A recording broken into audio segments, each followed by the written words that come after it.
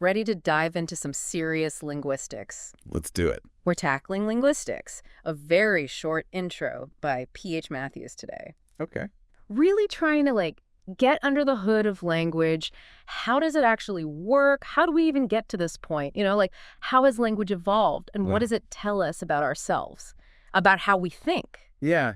No, it's funny because we use language every day Totally. and we don't even think twice about it. It's just there. It just works. Mhm. But there's so much happening beneath the surface. It's like this hidden world. Matthews actually uses this great analogy comparing us to, those aliens in sci-fi movies Right. that land on Earth and they're like, what are these humans saying? Exactly. Imagine trying to decode human language from scratch. They'd probably think we were pretty strange. Oh, totally. What's with this whole talking thing? Right. It really highlights this idea that we're insiders to language. We grow up immersed in it. And that gives us this huge advantage in understanding all the little nuances, the things we just inherently get. But it also makes it hard to see it from the outside, right? Exactly. We take so much for granted, like even basic concepts, words, meanings. Those are things that an outsider would really struggle with. Okay, so let's talk about words for a minute. I think most people think of words as just labels for things. Like, tree, that thing over there with leaves.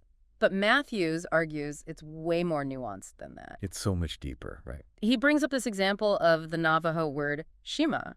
Now, if you translate it directly, it often gets translated as mother. But in Navajo culture, it's so much bigger than that. It is. It encompasses this whole understanding of life-giving and sustaining forces extending to the earth itself, nature. Wow. We're not just talking about a familial relationship here. We're talking about the source of all nourishment, Yeah, it really challenges that idea that words have these fixed universal meanings, doesn't it? It highlights how intertwined language and culture really are. It's like the meaning of a word is almost like this living thing that's shaped by all these different forces about history, context. Absolutely. It's constantly evolving. Okay, so language is complex, it's culturally bound, but here's another thing that really blew my mind. For all its complexity, it's also incredibly efficient. Right. Think that we can communicate so many different ideas using this relatively small set of sounds. It's true. Matthews actually does this thought experiment where he imagines a language where sound directly mirrors meaning. So like bright things would have sharp, piercing words and Oh, interesting. things like that. It's a cool concept, but in reality, it would be incredibly prone to errors. Can you imagine trying to have a conversation in that language? It would be chaos. Like trying to talk during an earthquake or something. Exactly. Real languages have to find that balance. They prioritize clarity, ease of transmission, even with all the constraints of, our vocal cords and our brains and all of that. So fascinating. So we've established that language is constantly changing. Always. But what's really interesting is how it changes.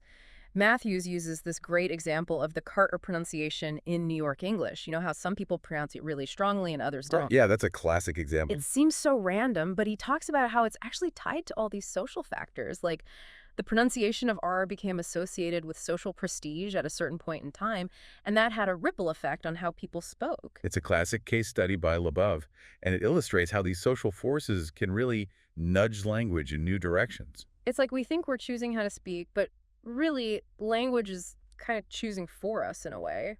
There's always this push and pull between individual choice and these larger social influences. It's like how slang catches on, Totally. One day it's this niche thing, the next it's everywhere. It's true. But it gets even wilder when you realize how these gradual changes have led to this incredible diversity of languages we see today, Oh, yeah. each with its own linguistic personality. That's one is unique.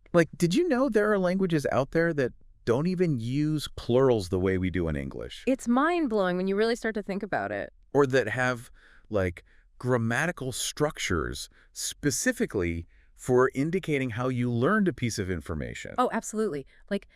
Imagine having to specify with every sentence whether you saw something with your own eyes or just heard it from somebody else. Wow. That's what they do in Tayuca, this language spoken in the Amazon rainforest. They have these things called evidentials, which are these grammatical markers that force you to be explicit about your sources. So built-in footnotes for everything you say. Exactly. You can't just gossip or spread rumors in Tayuca. You have to say, well, I heard it from my cousin's friend, or I read it in a book, or whatever. Amazing. It really makes you wonder, doesn't it? Does speaking a language like that actually make you a more critical thinker? Right. Like, if you're forced to constantly evaluate the source of your information, maybe it becomes a habit. It's a question that's been debated by linguists and philosophers for a long time, and there's no easy answer.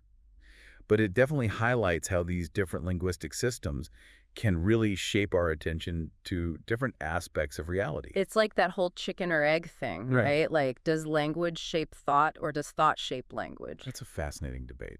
Matthews talks about another example that really blew my mind. It has to do with the Tzeltal language spoken in Mexico. Oh, okay. So instead of using relative directions like left and right, Tzeltal speakers use absolute coordinates like uphill and downhill, Oh, no wow. matter which way they're facing. So it's always in relation to the landscape, not their own body. Exactly. Can you imagine navigating your world solely based on those fixed points? I can't even imagine.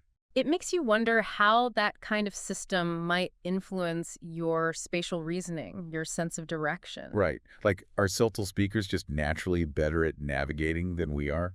Maybe they are. There have been studies showing that they're remarkably good at keeping track of their orientation, even in unfamiliar environments. It's like their language gives them this built-in compass. It's amazing how these subtle differences in language can have such a profound impact on how we experience and understand the world around us. It really makes you appreciate the power of language, doesn't it? And, while we're on this whole journey of rediscovering language, Right. it made me think about something else Matthews talks about, like the actual sounds of language, the building blocks. Mhm.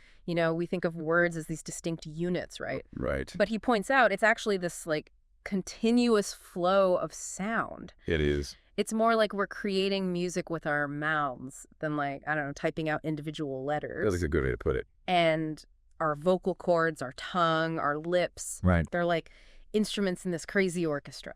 It's true. It's amazing how much coordination goes into something we do so effortlessly. Seriously, it makes those tongue twister challenges seem even more impossible. Right. But get this, it gets even wilder because even those individual sounds we think of, like the P sound, for example, they're not as simple as we think. What do you mean? Matthews explains that the way we perceive that P sound, it actually changes depending on the sounds around it, like what word it's in, the whole sentence. Oh, that's true. Our brains are doing all this like sonic calculus in the background. It's incredible, isn't it? It's not just about perceiving individual sounds, but understanding how they relate to each other. Totally. It's like language is this constantly shifting puzzle, and our brains are just like solving it in real time. Exactly. And then there are languages with this thing called vowel harmony, Yes. where like the vowels within a word have to follow certain patterns. He uses the example of Turkish, where the like roundedness of vowels has to carry through from one syllable to the next. Yeah. It's It's fascinating. like each language has this like hidden code, this musical score. It does.